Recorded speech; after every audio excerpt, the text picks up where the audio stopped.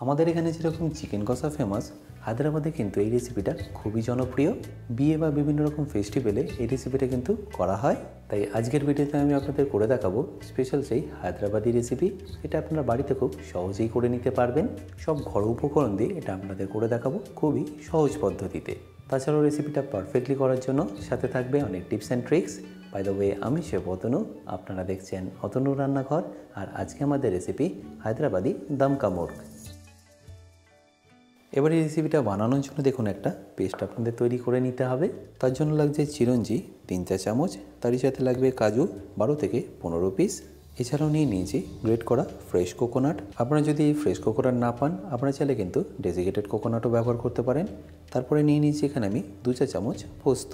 আচ্ছা, এখানে বলে রাখি, এই চিরঞ্জি যদি আপনারা না পান তাহলে কিন্তু আপনারা এখানে কাঠবাদামও ব্যবহার করতে পারেন। তাহলে বুঝতেই পারলেন সবকটাই কিন্তু ইজি অ্যাভেলেবেল। এবার এই সব কিছুকে আমি একটু ড্রাই রোস্ট করে নেবো। তার জন্য একটা ফ্রাইং প্যান আমি আগেই গরম করে রেখেছি। এবার এই সব ইনগ্রিডিয়েন্টস আমি তার মধ্যে দিয়ে দিলাম। এবার ফ্লেমটাকে স্লো রেখে আপনাদেরকে ভালো করে একটু ড্রাই রোস্ট করে নিতে হবে। খুব বেশিক্ষণ লাগবে না, 2 থেকে 2.5 মিনিটের মধ্যে এটা দেখবেন একদম পারফেক্টলি রেডি হয়ে যাবে। দেখতেই পাচ্ছেন খুব সুন্দরভাবে এটা কিন্তু ড্রাই রোস্ট হয়ে গেছে। আর এই সময় খুব ভালো একটা ফ্লেভারও বেরোচ্ছে। নারকেল থেকে যে তেলটা বেরোবে সেটা দিয়ে এটা খুব ভালোভাবে ড্রাই রোস্ট হয়ে যাবে। তো এটাকে একদম স্লো ফ্লেমে আপনারা ভালো করে আস্তে আস্তে করে নেবেন।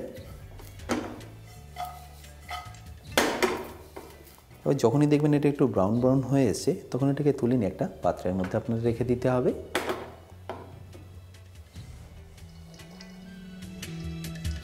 আর এটার সাথে আপনাদের দিয়ে দিতে হবে অল্প একটু দুধ, যাতে এটা নরমও হয়। আর জলের থেকে দুধ দিয়ে পেস্ট করলে দেখবেন এটার টেস্টটা দারুণ আসবে। এবার সব কিছুকে ভালো করে একবার মিশিয়ে নিন। এবার এটাকে ভিজিয়ে রাখুন 8 থেকে 10 মিনিট। তারপর একটা ফাইন পেস্ট করে নিন। আমি এখানে একটা লাগান নিয়ে নিয়েছি। আপনাদের কাছে যদি লাগানটা না থাকে, নিচটা মোটা যে কোনো একটা পাত্র আপনারা এখানে নিয়ে নিতে পারেন। আচ্ছা, এই রেসিপিটা বানানোর জন্য আমি এখানে নিয়ে নিয়েছি 2 কেজি চিকেন। এটাকে আমি ডাইরেক্টলি লাগানের মধ্যে দিয়ে দেবো। পিসগুলো দেখুন আমি কিন্তু এখানে খুব বেশি ছোট রাখিনি, মোটামুটি একটা মাঝারি সাইজের রেখেছি। এবার একে একে এখানে সবকটা উপকরণ মিশিয়ে দিতে হবে। প্রথমে আমি মিশিয়ে দিচ্ছি গোটা গরম মশলা।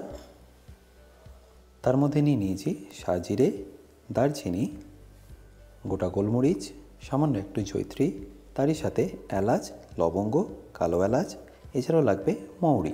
ব্যাস, এবারই সব কিছুকে আমি ডাইরেক্টলি দিয়ে দেবো চিকেনের মধ্যে। তারপরে দিয়ে দিন কাঁচা লঙ্কা, আদা রসুন বাটা বড় চামচের 3-4 চামচ। এরপর এখানে আপনাদের দিয়ে দিতে হবে পাউডার মশলাগুলো। বাট তার আগে আমি এখানে দিয়ে দিয়েছি স্বাদ মতো নুন। তারপর দিয়ে দেবো রঙের জন্য হলুদ গুঁড়ো। এরপর যাবে কাশ্মীরি লঙ্কার গুঁড়ো। তারপর স্বাদটা একটু বাড়িয়ে নেওয়ার জন্য 2-4 চামচ ধনে গুঁড়ো আর 1 চা চামচ জিরে গুঁড়ো। এরপর আপনাদের দিয়ে দিতে হবে বেরেস্তা।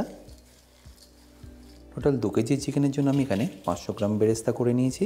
এই বেরেস্তা আপনারা সঠিকভাবে কীভাবে করবেন সেই সব কিছু কিন্তু শিখেছি আমি আমার বেসিক কুকিং কোর্সে, যেটা আপনারা পেয়ে যাবেন আমার নিজস্ব ওয়েবসাইট www.otonurannahar.com থেকে। যদিও এই কোর্সের লিঙ্কটা আমি ডেসক্রিপশানে দিয়ে রেখেছি, তাও বলে রাখি, কিন্তু যদি কোনো রকম অসুবিধা হয় আমার সাথে এই হেল্পলাইনে যোগাযোগ করতে পারেন। আর পেঁয়াজ ভাজার পরে আমি যে তেলে পেঁয়াজটা ভেজেছিলাম সেটা এখানে দিয়ে দিলাম 200 মিলি। এছাড়াও লাগবে ঘি 1 চা চামচ। এবার এই সব কিছুকে আপনাদের একবার ভালো করে মিশিয়ে নিতে হবে। একটু প্রেস করে করে এটা আপনাদের মেখে নিতে হবে।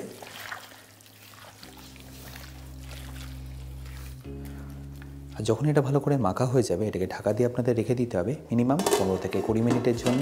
এটা রাখার কারণে দেখবেন চিকেনটা বেশ খুব ভালোভাবে নরম হয়ে যাবে।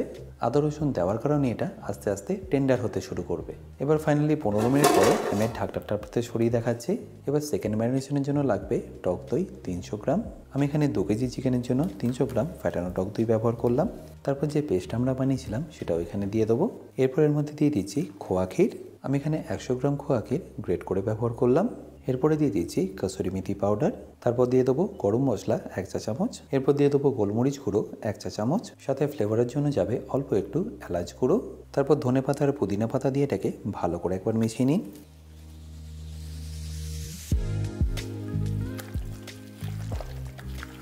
এটা মেশানো হয়ে গেলেই জানবেন আপনাদের প্রায় 80% কাজ কিন্তু এখানে শেষ হয়ে গেল। কারণ এটা মেশানোর পরে জাস্ট আপনাদের এটাকে দমে বসিয়ে দিতে হবে। এই যে ম্যারিনেশনটা করলাম এটা কিন্তু খুব ইম্পর্ট্যান্ট। এটা চাইলে আপনারা একদিন আগেও কিন্তু ম্যারিনেট করে ফ্রিজে রেখে দিতে পারেন, তারপর বের করে দম দিয়ে দিলেই এটা কিন্তু পারফেক্টলি রেডি হয়ে যাবে। বাট আমার এখানে এটাকে দেখুন এখন ভালো করে ম্যারিনেট করা হয়ে গেছে, তো এটাকে আমি রেখে দেবো এখন ঢাকা দিয়ে প্রায় আধ ঘন্টার জন্য। আচ্ছা, এখানে বলে রাখি, আপনারা যারা অতনু রান্নাঘরে ইউটেন্সিলগুলো কিনে নিতে চাইছেন, লিঙ্ক আমি ডিসক্রিপশনে দিয়ে রাখছি, অ্যামাজন থেকে সেগুলো আপনারা ইজিলি কিনে নিতে পারবেন। আচ্ছা, এটাকে দম দেওয়ার জন্য আমি এখানে একটা তাওয়া আগে থেকে গরম করে নিচ্ছি। আমার যেহেতু হাঁড়িটা বড়, তাই এখানে আমি একটা বড় তাওয়া নিয়ে নিয়েছি। আপনারা যদি ছোটো পাত্রে করেন, রুটি করার চাটুতে এটা আপনারা আরামসে দম দিয়ে দিতে পারবেন। এবার আধ ঘন্টা পরে আমি এর ঢাকনাটা সরিয়ে দেখাচ্ছি। দেখুন এটা একদম পারফেক্টলি ম্যারিনেট হয়ে গেছে। বাট এটাকে দমে দেওয়ার আগে 2 কাপ মতো আপনারা এখানে গরম জল মিশিয়ে দেবেন, যাতে এটা ইনিশিয়াল স্টেজে নিচে লেগে না যায়। দেখতেই পাচ্ছেন গ্রেভিটা একটু পাতলা পাতলা হয়ে গেছে। দম দেওয়ার পরে দেখবেন এটা একদম পারফেক্টলি হয়ে যাবে, কারণ চিকেন থেকেও কিন্তু জলটা রিলিজ হবে। ব্যাস, এবার এটাকে ভালো করে মেশানোর পরে আমি অ্যালুমিনিয়াম ফয়েল দিয়ে এটাকে ঢাকা দিয়ে দেবো। আপনাদের কাছে যদি ঢাকনা থেকে থাকে আপনারা ঢাকনা দিয়ে এটাকে ঢেকে দিতে পারেন। সিলভার ফয়েলের জল আমি এই কারণেই দিচ্ছি যাতে এটা পরে খুলে না যায়। ব্যাস, এবার এটাকে ভালো করে আমি সিল করে নেব।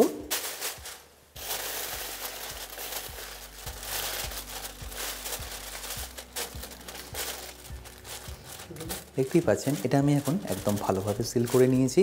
ব্যাস, এবার এটাকে আমি ডাইরেক্টলি বসিয়ে দেবো গরম তাওয়ার মধ্যে। তাওয়াতে দেওয়ার পরে প্রথম ফ্লেমটা আপনাদের রেখে দিতে হবে একদম হাই করে 10 মিনিটের জন্য, আর তারপর 10 মিনিট পরে ফ্লেমটাকে লো করে আপনাদেরকে রেখে দিতে হবে আরও 25 মিনিটের জন্য। তাহলে টোটাল 35 মিনিট এটাকে আপনাদের দম দিয়ে দিতে হবে। বাট যদি এটা আপনারা কম কোয়ান্টিটিতে করেন, সেক্ষেত্রে আপনাদের সময় লেগে যাবে মিনিমাম 30 মিনিট মতো। এবার 10 মিনিট পরে আমি এর ফ্লেমটাকে একদম লো করে দিচ্ছি। এবার এটাকে আরও 25 মিনিট হতে দিন। দম হয়ে গেলে দেখুন কত সুন্দরভাবে এটা ফুলে যাবে। এবার 35 মিনিট পরে আমি গ্যাসটা অফ করে দেবো। এবার আমি এটাকে রেখে দেবো 10 মিনিটের জন্য রেস্টিংয়ে। আর 10 মিনিট পরে আমি এটাকে আপনাদের খুলেও দেখাচ্ছি।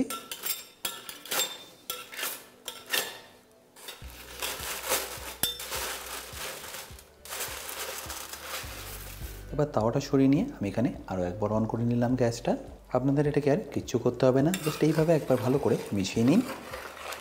দেখুন চিকেন একদম পারফেক্টলি রেডি। আশা করি নিশ্চয়ই বুঝতে পারছেন কত সহজেই রেসিপিটা তাহলে করা যায়। এর কালারটা দেখুন কতটা সুন্দর এসছে। এবার আমি এটাকে আপনাদের কেটেও দেখাচ্ছি। দেখুন চিকেনটা কতটা সফট হয়েছে, নিশ্চয়ই দেখতে পাচ্ছেন কত সহজে এটা কেটে গেল। ব্যাস, এবার আমি আপনাদের ফাইনালি এটা পরিবেশন করে দেখাবো।